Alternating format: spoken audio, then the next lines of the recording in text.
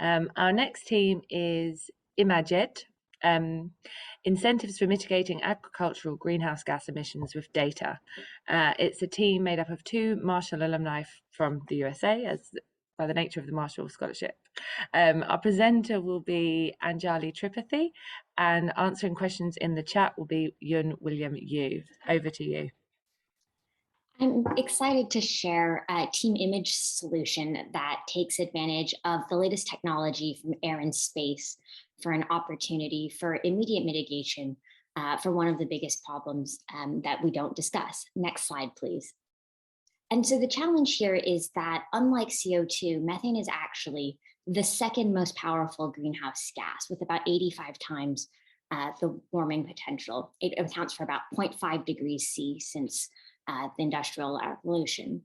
But within this, about half of all anthropogenic methane comes from agriculture. And within that, maybe another half comes from livestock, and especially, we come from the United States where we have these industrialized concentrated animal feeding operations that actually emit quite a bit of methane. But the emissions from this source are often not targeted, in part because the data on who is emitting is unknown. And moreover, there isn't the same financial incentives as in oil and gas, where you might have a leaky pipeline where you actually want to stop that to preserve profit. Here, it doesn't have that same incentive. And so we want to shift to policies that make that possible. Next, please. And so what we offer is a three-tiered solution that will help reduce methane emissions from agriculture, specifically in the industrialized nations of livestock. And so this is based on a foundation of making new data systems part of the solution, because there are a suite of satellites that are coming online now and in the near term who are going to make a lot of this visible down to the individual farm scale. So making that data more available and providing an infrastructure will be the foundation for then helping our producers to be aware of their emissions. In level 2, we actually want to offer responsible producers a way to recognize their low emissions work. By having a seal, just like you have organics or fair trade, but for low methane emissions, it also offers consumers an opportunity to vote with their feet and economically support those emissions mitigations efforts. But at level 3, we actually want to expand this to all producers and get the remainder who might otherwise not be driven to participate in certification. And so this really is to have a data-driven approach to agricultural subsidies and other agricultural policy. Next slide, please. Because the goal of doing this is ultimately mitigation. And we found that when NASA did a study of the state of California, about 60% of emissions came from just 10% of super emitters, including dairies. And what this means is that you have an immense opportunity by letting them know of their emissions to actually stop that, which is what NASA found. And so we find that our proposal, when we calculate it, will actually contribute roughly 5% methane emissions reductions just from the US and EU livestock production alone. So that 5% is 1/6 of the way towards the recent global methane pledge, which was the US and EU and about 20 other signatories have pledged to reduce methane by 30% by 2030, which would result in about 0.2 degrees C reduction by 2050. So the fact that we can contribute 1/6 of that and it can be done immediately, as NASA has found, is rather remarkable, because our solution really involves both the producers having the opportunity to focus on that emissions reductions and the consumers to choose. But we're of course really excited about the opportunities to support vulnerable communities. This will improve public health for all with lower asthma and methane issues, but also for agricultural labor. 1 minute remaining. Lost. And it makes the data available for all to take more action and policy. Next, please. And so we actually, as a team, are ready to start writing this up using that NASA data you can see from the state of California at the right.